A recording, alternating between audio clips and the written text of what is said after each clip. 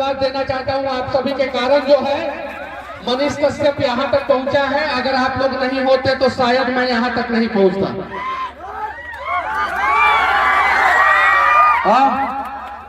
बहुत सारी बातें हैं, लेकिन उन सारी बातों को जो है यहाँ पे करने का मंच नहीं है। राजनीतिक बातें यहाँ पे मैं नहीं करूंगा, लेकिन मैं इतना जरूर कहूंगा कि आज मैं जेल से बाहर हूं। मैं दो सरकारों से लड़ा, एक बिहार सरकार से और एक तमिलनाडु सरकार से। दो सरकार से लड़ने के बाद अगर मनीष कश्यप 9 महीना के अंदर जेल से बाहर निकला तो उसके पीछे का सबसे बड़ा रीजन है दुनिया का सबसे ताकतवर हथियार। और अभी आप लोगों को समझ में नहीं आया होगा, ताली तो आप लोग बजा दिए। दुनिया का सबसे ताकतवर हथियार जो है वो आशीर्वाद होता है। और जो आशीर्वाद जो है माओ ने मुझे दिया, उन लोगों को लगने लगा कि मनीष के साथ अगर ऐसा हुआ है मेरे बेटे के साथ भी ऐसा हो सकता है, इसीलिए उन लोगों ने आशीर्वाद दिया और मनीष कश्यप जेल से बाहर आ गए। मैं जब जेल में था तो मुझे यहाँ की जानकारी मिली। जब मैं जेल में था तो मुझे जानकारी मिली, मेरा भाई जब तमिलनाडु गया था, नहीं उस समय मैं बेऊर जेल पटना में था, तो पटना में मिलने के दौरान उन लोगों ने बताया मुझे यहाँ के बारे में। उस समय मैं छठ में जेल से बाहर नहीं निकल पाया था और इस बार मैं निकला हूँ जेल से बाहर, तो मैं आप लोगों के बीच में आया हूँ।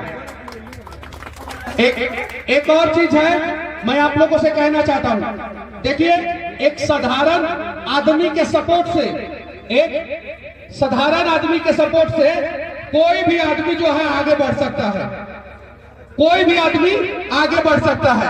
हम लोगों को साधारण लोग कहा जाता है, मध्यम क्लास गरीब फैमिली के लोगों को साधारण लोग कहा जाता है। आप लोगों के सपोर्ट की वजह से मैं यहां तक पहुंचा। अगर आप लोग नहीं होते तो मैं यहां पे नहीं होता। एक मनीष कश्यप को सपोर्ट करके आप लोगों ने यहां तक पहुंचाया है।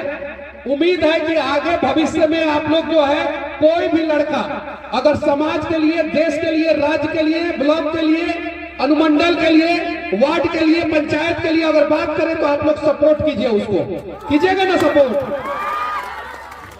विनय भैया यहाँ पे मंच पे हैं, मैंने इनका 4-5 इंटरव्यू किया है और भैया खुल के बोलते हैं। मैं सरकार के बारे में भी जब इनसे पूछता था तो सरकार के बारे में भी खुल के बोल देते थे।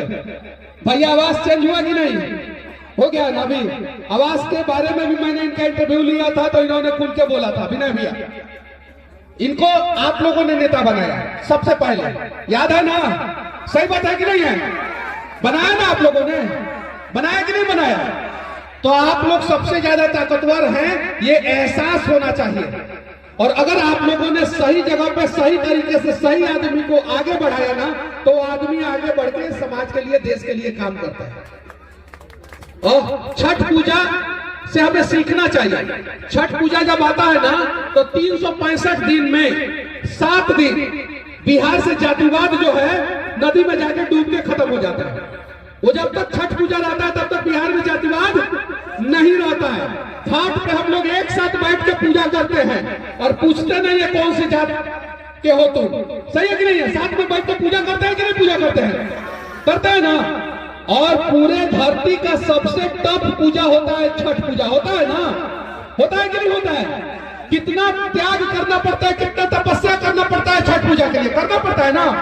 और ये 7 दिन हम लोग जातिवाद त्याग देते हैं दीपावली से बाद और छठ के 2-3 दिन बाद तक। अगर हम लोगों ने बिहार से जातिवाद को खत्म कर दिया तो मैं दावे के साथ कहता हूं कि देश का नंबर 1 राज्य बिहार जो है 10 साल के अंदर बन जाएगा। पूरे देश का नंबर 1 राज्य बन जाएगा। लेकिन इसके लिए सबको प्रयास करना होगा, आपको, हमको, हम सबको। अगर सबने प्रयास किया तो हम लोग बदल देंगे। जब मैं आ रहा था ना तो मेरे साथ कुछ हरियाणा के 2 लोग थे। उन लोगों ने बोला कि कहां जंगल में मनीष भैया लेके चल रहे हैं। हम बोले कि चलिए, कोई दिक्कत नहीं है, जंगल हो या कहीं भी हो, बिहार में कहीं भी चलेंगे, हम सभी सुरक्षित रहेंगे। और किसके दम पे सुरक्षित रहेंगे? आप लोगों के दम पे। सही है कि नहीं है ना? आज कोई गार्ड के बिना मैं घूमता हूँ, कोई गार्ड नहीं है ना? कुछ नहीं है। आप लोगों के बीच में जहां बुलाते हो वहां मैं चला आता हूं। बस ऐसे ही आशीर्वाद बनाए रखिए और अगर मैं गलत हूं तो मेरा साथ मत दीजिए, किसी सही आदमी का साथ दीजिए, किसी भी सही आदमी का साथ दीजिए। एक और चीज मैं यहां से बोलूंगा, अभी तक किसी मंच से मैंने ये बात नहीं बोला, किसी भी मंच से मैंने ये बात नहीं बोला। मैं भारतीय जनता पार्टी ज्वाइन कर लिया 2024 में चुनाव के समय में। बहुत सारे लोगों ने सवाल किया कि मनीष क्यों किया ना, बहुत सारे लोगों ने सवाल, बहुत सारे लोग नाराज भी हो गए, बहुत सारे लोग नाराज भी हो गए।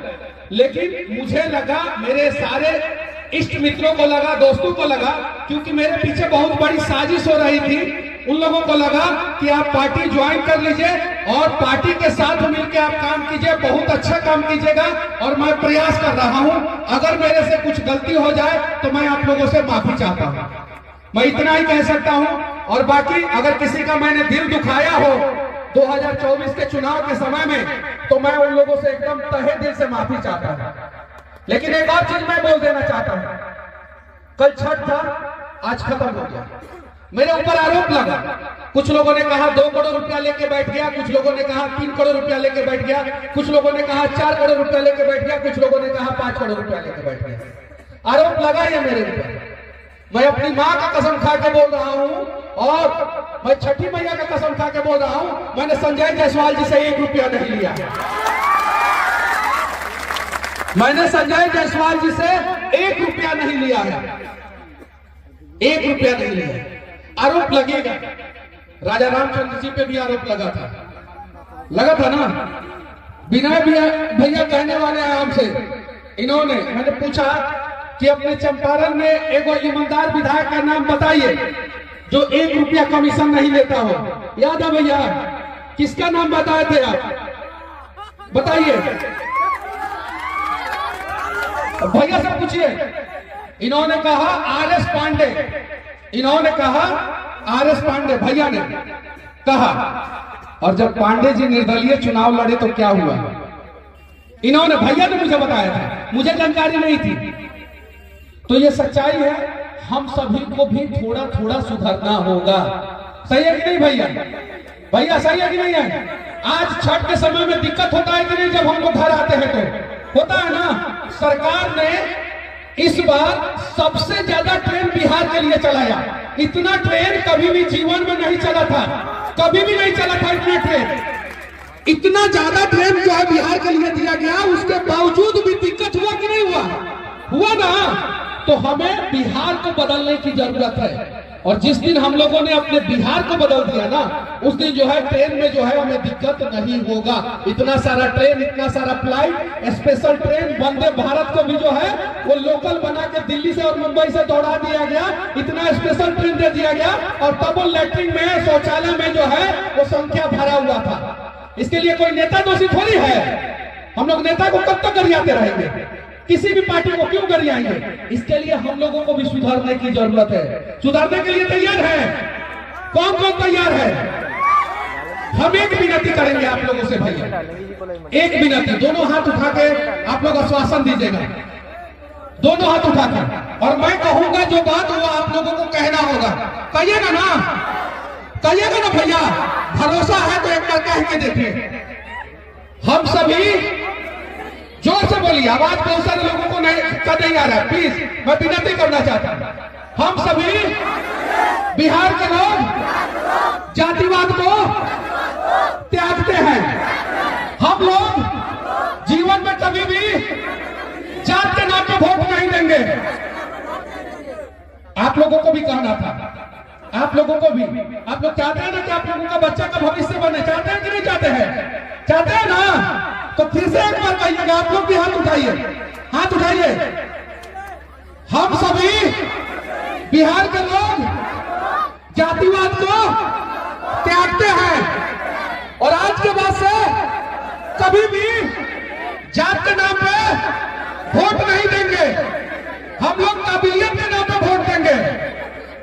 ये काम अगर आप लोगों ने कर दिया ना, मैं दावे के साथ कहता हूं कि भैया, चाची, दीदी, 10 साल के अंदर अंदर अपन बिहार नंबर 1, देश के नंबर 1 राज्य रहेगा। अगर उन्हीं के खाली इतना काम खत्म नहीं, खाली इतना काम खत्म नहीं।